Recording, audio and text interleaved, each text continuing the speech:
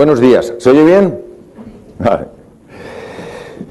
Empecé a interesarme con el tema de las emociones hace 37 años, porque cayó en mis manos un libro, bueno, de hecho lo compré, un libro del profesor Pedro Laín Entralgo, que hablaba de que médicos en el siglo VI a.C., hablamos de la época presocrática, habían descubierto el increíble poder del encuentro.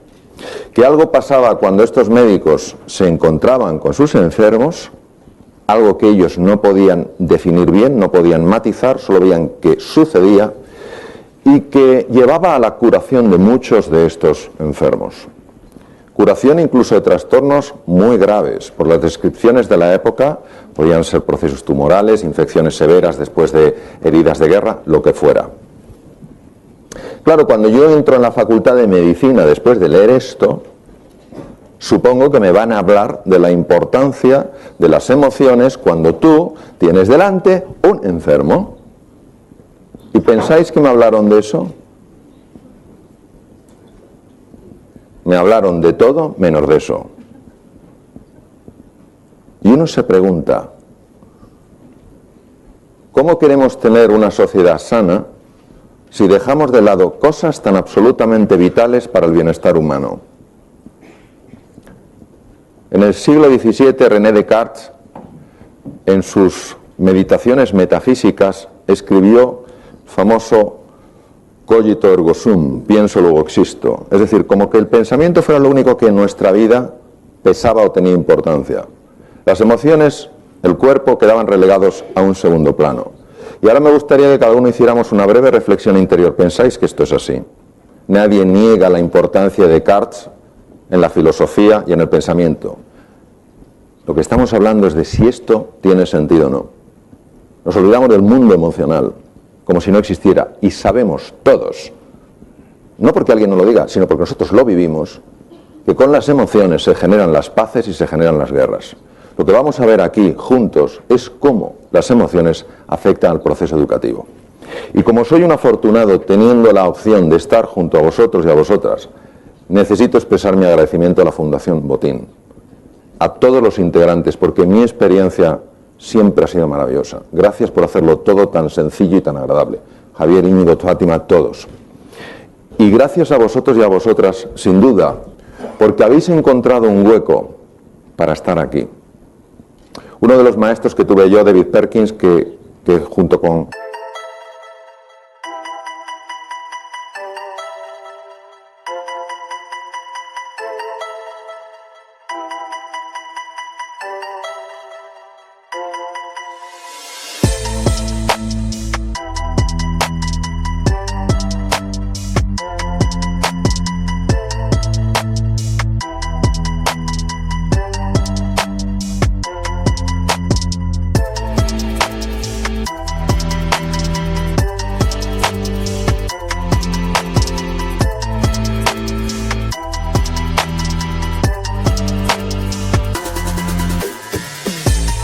Howard Gardner, fueron los creadores de la teoría de las inteligencias múltiples, decía: en la vida las cosas no suceden nunca por deseos o con deseos, siempre suceden con inversiones.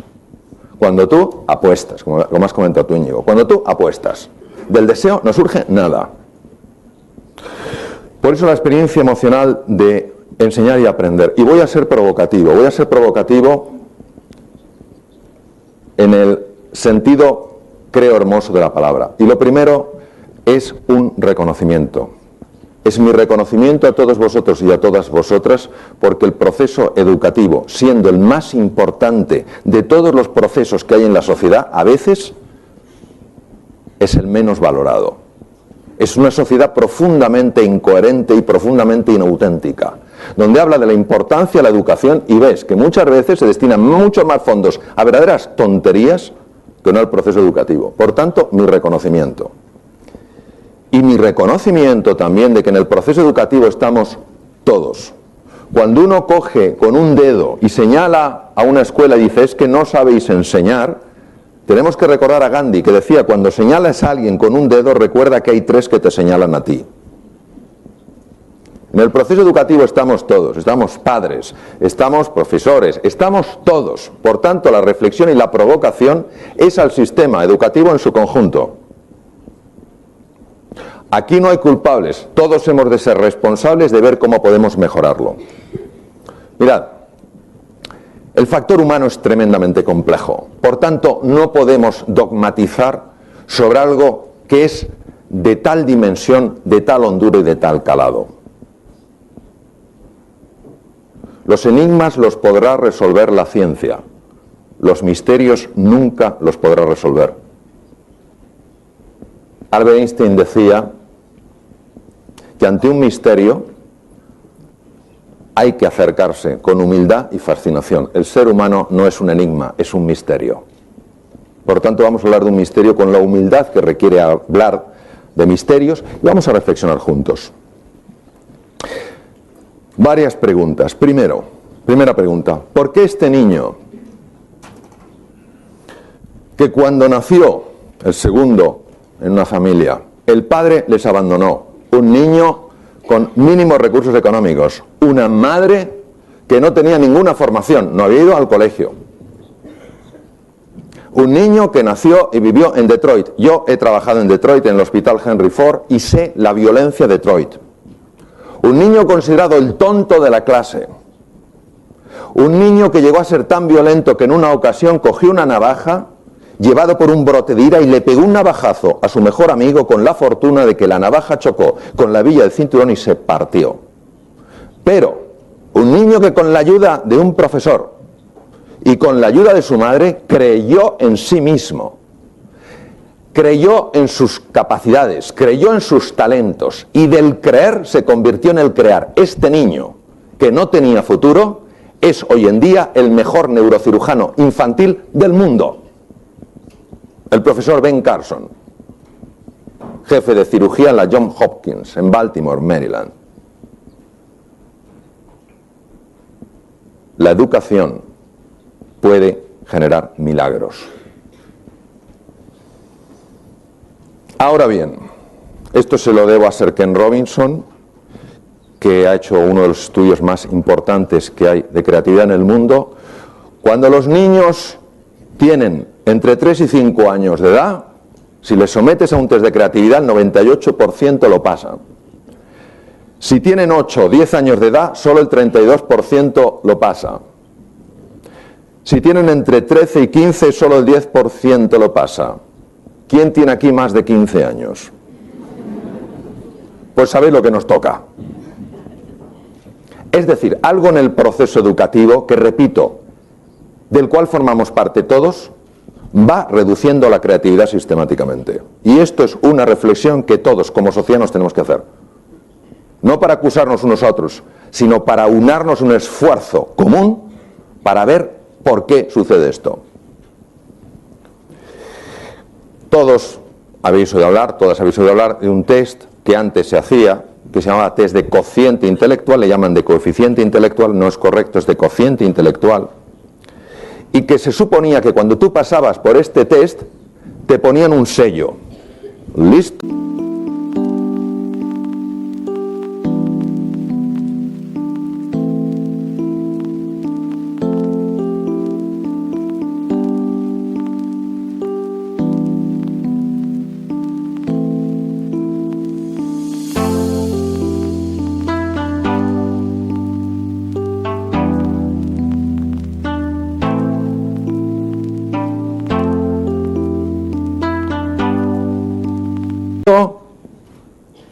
O lo otro. Esto no es fácil, porque en la vida que te pongan esto de no listo, imaginaros cómo se afecta. Hoy en día, el grupo que más sabe de inteligencia en el mundo probablemente sea los profesores Perkins y Garner. Solo el 8%, esto se ha oído decir varias veces a Daniel Goleman, solo el 8% del éxito en la vida, en un éxito, podemos decir, un poco normal, se debe al cociente intelectual. El 92% se debe a otra cosa. Siglo XVIII, Escocia, David Hume, filósofo. Todo ser humano nace como una tabula rasa, no tiene ningún conocimiento. Por tanto, la misión del proceso educativo es llenarle de conocimientos. ¿Esto qué significa? Que nos vemos unos a otros como cubos vacíos.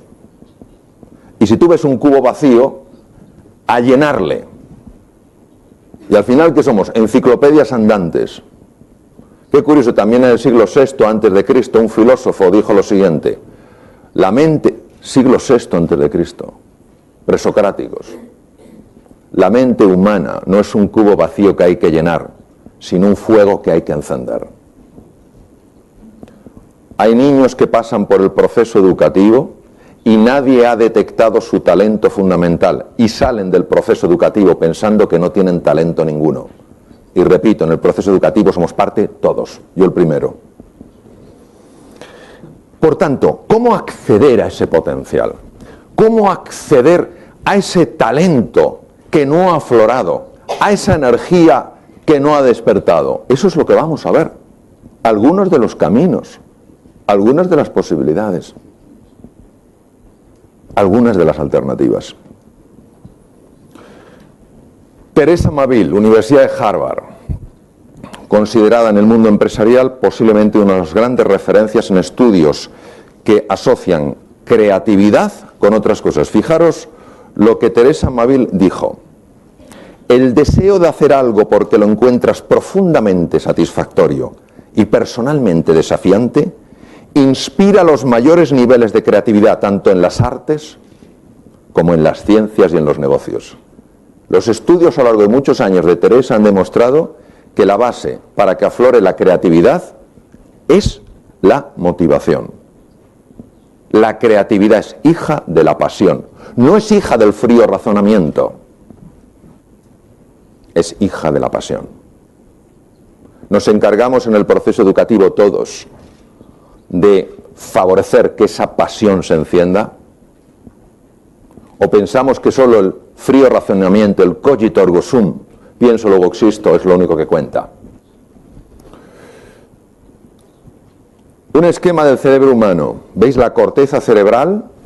Esa parte arrugada que tiene mucho que ver con los procesos de razonamiento, los procesos de negociación, los procesos de toma de decisiones. Y veis en el centro una estructura compleja de múltiples colores. Vamos a verla de manera tridimensional. Se llama sistema límbico. ¿Por qué se llama sistema límbico? Porque la palabra limbo quiere decir frontera a otro mundo y también anillo, viene del griego. El sistema límbico es igual al cerebro emocional. Vamos a ver la importancia que tiene que cuidemos la situación emocional de los pequeñitos, de los medianos y de los adultos, precisamente para que la corteza cerebral funcione bien y precisamente para que el proceso creativo aflore. Esto sí me gustaría que lo apuntarais, porque os voy a comentar las 6 motivaciones que hacen que todos los seres humanos hagamos absolutamente todo. La primera es una motivación que es aquella que nos conduce a buscar la seguridad. Tenemos una necesidad de seguridad y de control. Otra es la necesidad de sentirnos valorados, de sentir que contamos, de sentir que somos algo, de no sentirnos ninguneados. La otra motivación busca cubrir la necesidad de aventura, de desafío, de reto. La otra motivación busca cubrir la necesidad de pertenencia, de ser parte de un grupo. La quinta, de crecer, de aprender, de evolucionar. Y la sexta, de contribuir. Contribuir al bienestar de otras personas más allá de lo que eres tú, es decir, salirte de la dimensión del ego. Cuando un ser humano tiene cubiertas estas 6 necesidades, está emocionalmente equilibrado. Cuando no tiene cubiertas estas necesidades, está enajenado, y quiere decir fuera del eje, fuera del equilibrio. No todas pesan lo mismo. Las 6 hay que cuidarlas. Y no las cuidaremos si ni siquiera en nuestro lenguaje existen, si no pensamos que existan. Cerebro humano. Esto es una resonancia funcional magnética coloreada con el ordenador. ¿Qué sabemos en relación al cerebro humano? Sabemos, mirad, que cuando una persona, imaginaos un niño o un adulto, es igual, cuando una persona en un entorno académico, en un entorno educativo, se siente insegura, pasa algo en su cerebro radicalmente diferente a si se siente segura. Si una persona en un entorno educativo no se siente retada, pasa algo diferente a si se siente retada. Si no siente que contribuye, pasa algo diferente a si siente que contribuye. Si no se siente valorado o valorada, pasa algo radicalmente diferente a si se siente valorado. ¿Qué es lo que pasa? Veréis.